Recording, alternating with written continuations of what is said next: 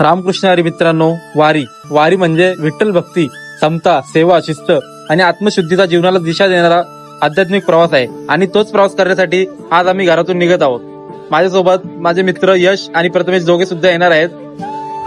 वलकटी घेऊन आम्ही निघालो. अभिषेक दादा आम्हाला सोडण्यासाठी सलोजी येथील शांतिकुटी मठापर्यंत येणार आहे. तिथून आम्हाला जाण्यासाठी बसची व्यवस्था केलेली आहे. यशने टाकली वलकटी गाडीमध्ये. यावर्षी अतिवृष्टीमुळे बरेचसे वारकरी आळंदी येथे प्रस्थानासाठी पोहोचू शकलेले नाहीत. आम्ही सुद्धा यावर्षी तळोजा येथून शांतिकुटी मठावरून पुण्यापर्यंत बसने जाणार आहोत आणि मग पुणे येथून वारीमध्ये जॉईन होणार आहोत. आमची बस इथे आलेली आहे. इकडे यशबाईंनी चुकून 2 पायात 2 चपली घातलेल्या आहेत. कोणाची रिप्लेस केली काय माहिती. आता निघालेलो आम्ही बसमध्ये. सूरज महाराज फुल टेन्शनमध्ये दिसतात. तसंच प्रवास सुरू झाला. मुंबई पुणे एक्सप्रेस रोडवरून आम्ही आता मिसिंग लिंकवर आहोत. बसमध्ये सदाकांत फुल जोरदार भजन चालू होतं. सर्व एन्जॉय करत होते भजनात.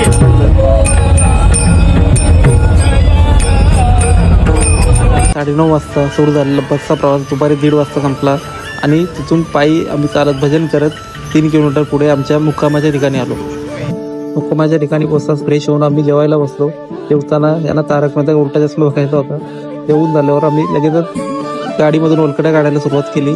मी आणि यश वलकड्या काढण्यासाठी टेम्पोमध्ये चढलो होतो.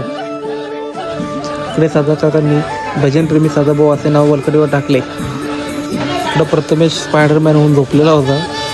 तो बघा. संध्याकाळी 6 वाजता आम्ही दगडूशेठ हलवाई गणपतीचे दर्शन घेतले. तिथून नाश्ता करायला गेलो. हे बघा नाश्ता करत आहेत तो. तिकडून आलो तर इकडे पंक्ती वाचल्या होत्या जेवणासाठी. आम्ही सुद्धा त्यांना जॉईन झालो. जेवणानंतर इकडे मास्टर्सचा कार्यक्रम चालू होता. खूप एन्जॉयमेंट होती. आजचा ब्लॉग आपण इथे एंड करत आहोत. उद्या सुद्धा आमचा पुणे येथेच विसावा आहे. उद्या पूर्ण दिवस आम्हाला आराम आहे आणि परवापासून आम्ही माऊलींसोबत चालणार आहोत.